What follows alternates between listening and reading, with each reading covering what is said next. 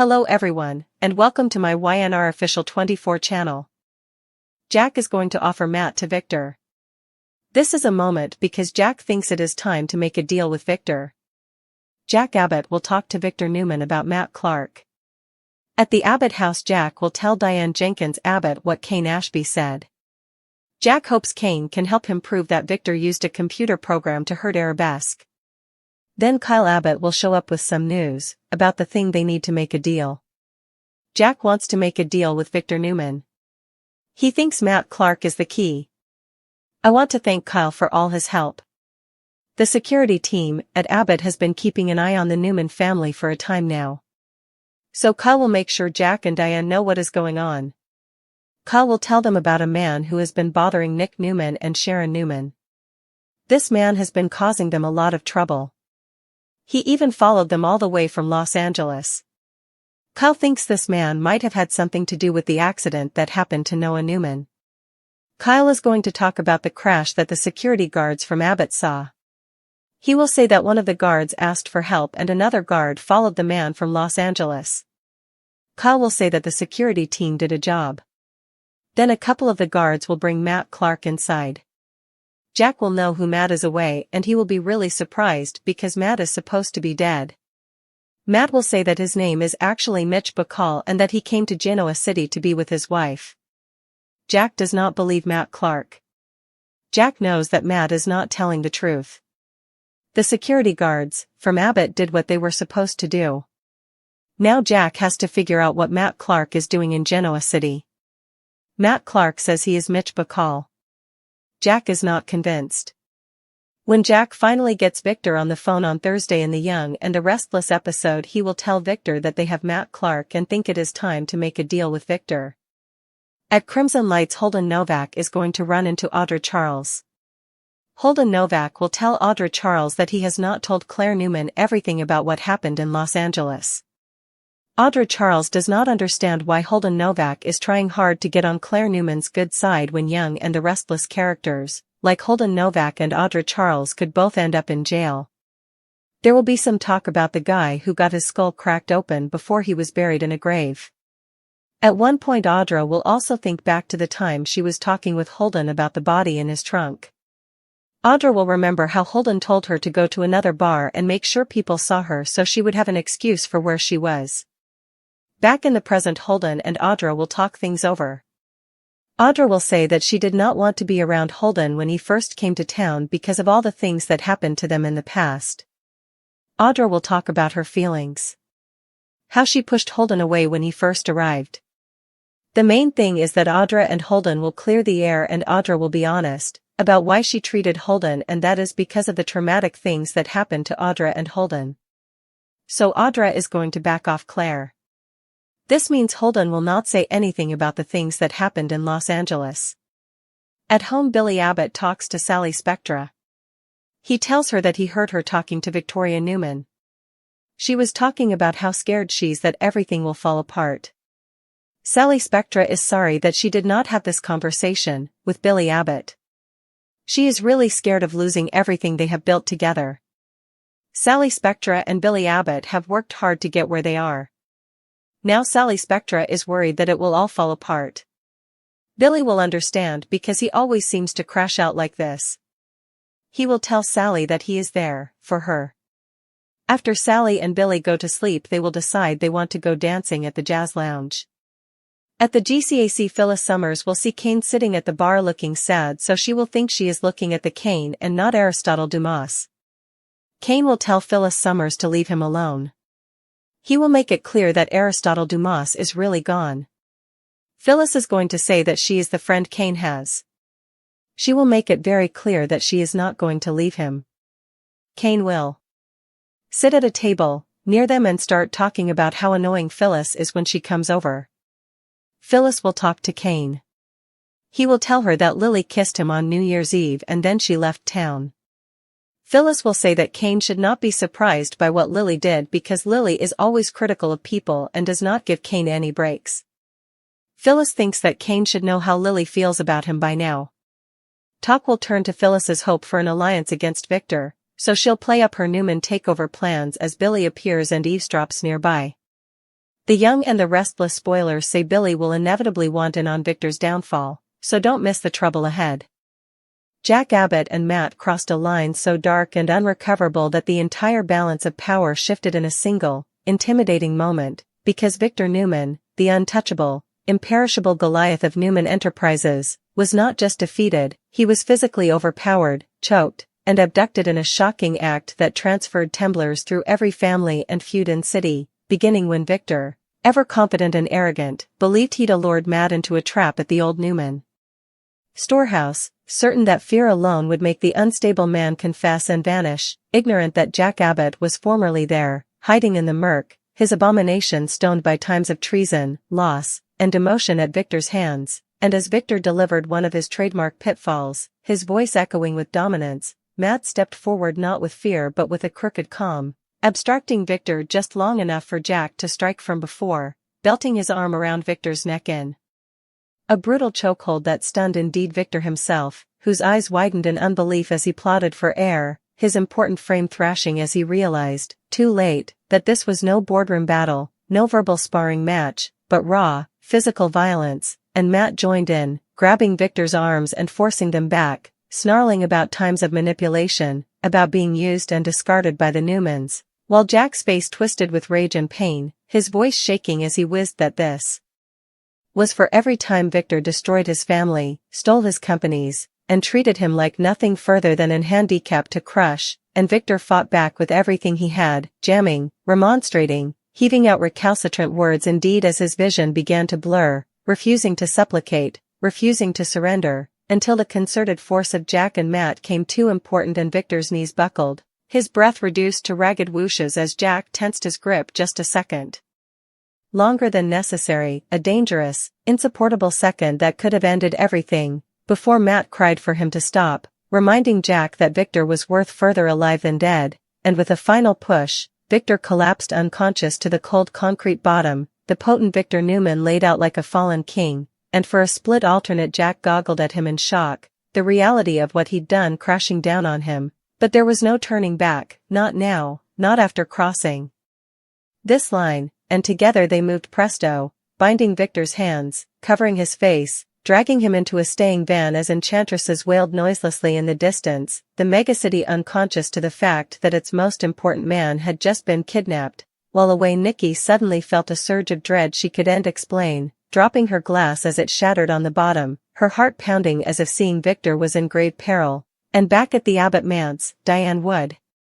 latterly renewal Jack's absence in her mind, wondering why he hadn't come home, while Kyle tasted commodity was deeply wrong, ignorant that his father was twisting into an agony that would consume them all, because as the van sped down into the darkness, Matt revealed the full extent of his madness, raving about justice and vengeance, about making Victor eventually feel helpless, while Jack sat in stupefied silence, his hands still pulsing, his heart screaming indeed as his wrathfulness justified every move, and when Victor eventually recaptured knowledge hours latterly, he set up himself bound to a president in a remote, dimly lit position, his head pounding, his throat burning from the chokehold, but his eyes still blazing with defiance as he looked up to see Jack standing before him, the old contest burning hotter than ever, and Victor rasped that Jack had made the biggest mistake of his life, that the Abbotts would pay, that no bone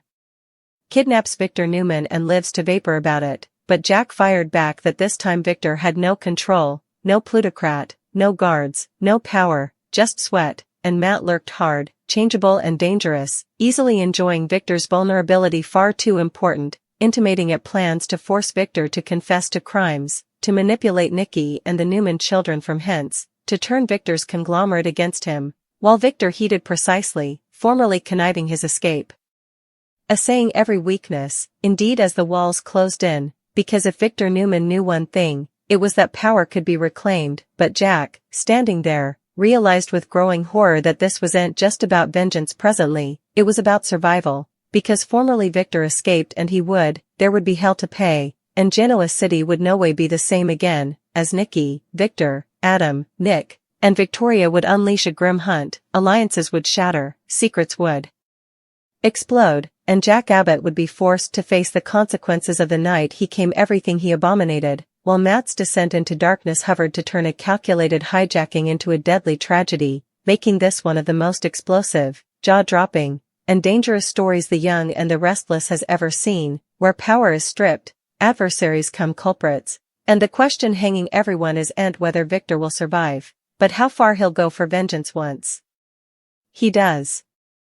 As the hours dragged on after Victor's hijacking, the consequences of Jack and Matt's shocking act began to ripple outward like a slow-moving earthquake, cracking the foundations of every major family in Genoa City, because indeed unconscious, Victor Newman's absence was loud, rough, and insolvable to ignore, starting with Newman Enterprises itself, where fear still set in as Victor failed to answer calls, missed listed check sways, and left his inner circle scrabbling to cover for him, while Victoria tried to maintain control with her usual sword resoluteness, masking her fear behind sharp orders and cropped instructions, yet inside she felt the eating dread she had endured since the darkest days of her father's history discoveries, because Victor didn't simply evaporate without a reason, and Nick, seeing commodity far more minatory than business trouble, began retracing Victor's last known movements, his instincts screaming that this was no coexistence. While Adam, ever the stranger, suspected incontinently that this had Jack Abbott's fingerprints each over it, flashing back the pressure, the recent competitions, and the slightly concealed rage Jack carried whenever Victor's name was spoken, and at the same time Nikki's apprehension grew unsupportable, her agonies pictorial and grim, seeing Victor heaving for air, reaching out for her, and waking with gashes on her face, induced commodity terrible had happed, pushing her to demand answers from anyone who might know further than they were saying, ignorant that the man she loved was tied to a president, fighting to stay strong in a place where time sounded to stretch endlessly, while Jack, long hauls down, sat alone wrestling with the weight of his choices, replaying the moment his arm tensed around Victor's neck, the raw shock in Victor's eyes, and the intimidating consummation that for one breathless moment, Jack had the power to end his adversary ever. A consummation that visited him deeply, because despite everything Victor had done, Jack had always told himself he was better than that, and now that belief was shattered, leaving him questioning whether there was any turning back, indeed as Matt continued to helical, pacing like a boxed beast, talking continuous about exposing Victor, about breaking him psychologically, about showing the world that the great Victor Newman was just another man who could be brought to his knees, and Victor,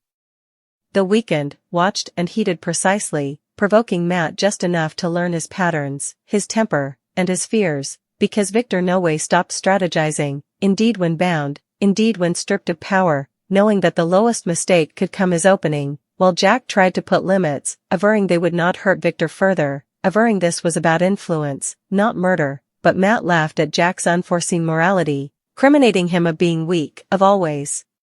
recoiling at the last moment, and advising that formerly Victor was free, mercy would be repaid with destruction, forcing Jack to defy the horrifying verity that he'd confederated himself with someone he might not be suitable to control, and as pressures rose between the two men, Victor tasted the cracks forming, designedly pushing Jack's guilt, reminding him of the Abbott's values, of John Abbott's heritage, and asking pointedly whether Jack's father would be proud of the man he'd come. Words that cut deeper than any blow and left Jack shaken, because deep down he knew Victor was right, yet fear kept him firmed, knowing that if he backed out now, Matt might do commodity unrecoverable, while away the hunt boosted, with Nick and Adam colliding over strategy, Victoria intimately hiring private investigators, and Nikki defying Jack directly, her suspicion drawing her to him, her eyes filled with dubitation and despair as she demanded to know what he was hiding, and Jack, possessed by the woman who had formerly been his confidant and friend, nearly cracked, his voice faltering as he denied any involvement, knowing that one wrong word could unravel everything, and when Nikki left undecided, Jack felt the walls closing in, realizing that the longer Victor remained missing, the harder it would be to keep the verity buried, and back at the den, Victor seized his first real occasion when Matt's temper exploded during an argument with Jack, leaving him distracted long enough for Victor to shift his precedent, testing the tapes, discovering they were tight but not perfect, filing down the knowledge for laterally, while Matt's decreasingly erratic jest began to scarify indeed Jack, who noticed how Matt talked about ending it and making a statement, egging Jack to eventually defy him, averring they release Victor before effects went too far, only for Matt to charge Jack of treason, reminding him that it was Jack who had choked Victor, Jack who had crossed the line first, and that once you step into darkness, there's no clean way out. A nipping verity that echoed in Jack's mind long after Matt stormed out, leaving Victor and Jack alone in a charged silence, where Victor still promised that if Jack helped him escape now, there might still be a chance for mercy, but if not, there would be consequences beyond Jack's worst agonies, and Jack, torn between fear, guilt, and pride, stood paralyzed, unfit to decide which path would destroy him less, as the timepiece continued to tick, bringing them closer to a moment that would change everything, because whether Victor escaped on his own, was saved by his family, or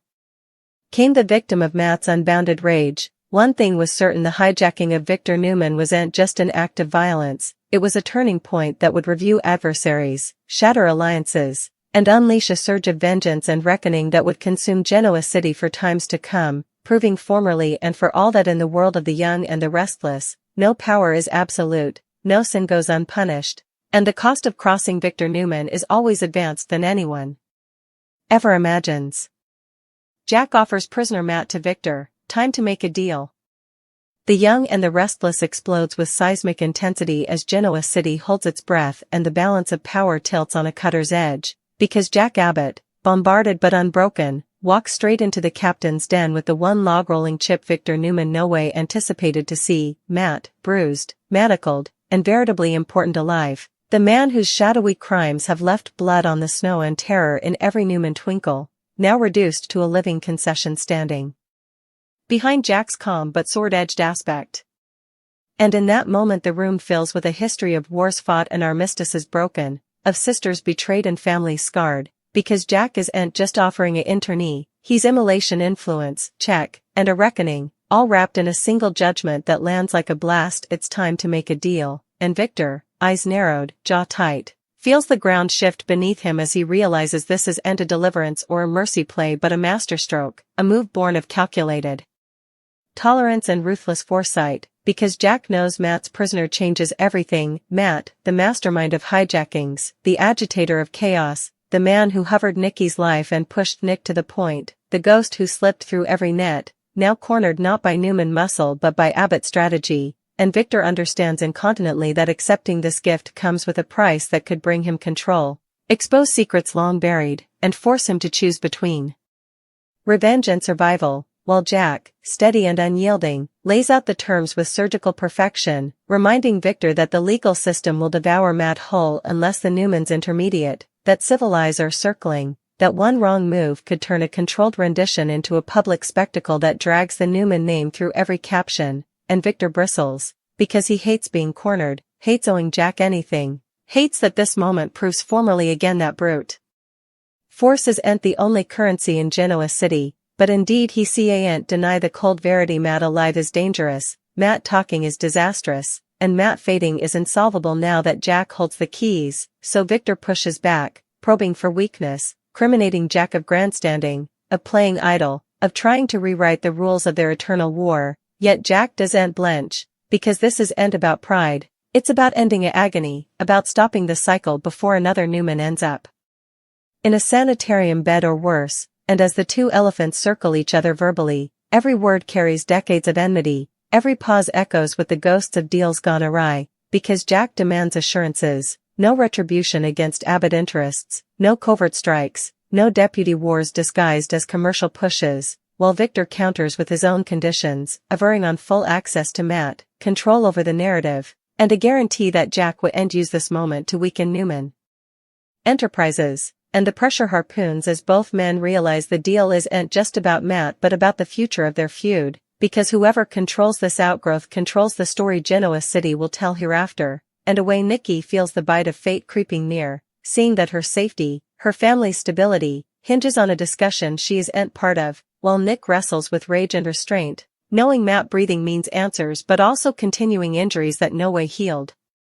And Adam, ever the strategist, wonders what Jack's real wind-up is, suspecting that beneath the noble veneer lies a deeper scheme designed to fracture the Newman core from within. Yet Jack's resoluteness remains unvarying as he reminds Victor that Matt's crimes tie back to multiple players, that evidence could unravel alliances and expose trueness neither family is ready to face, and that time is the adversary now, because every hour Matt sits vulnerable increases the threat of silencing Attempts from unknown diggings, forcing Victor to defy a bitter irony to cover his family. He may have to trust his oldest rival, and the silence that follows is suffocating as Victor weighs the cost, recalling every time Jack has overreached him and every time he himself has struck without mercy.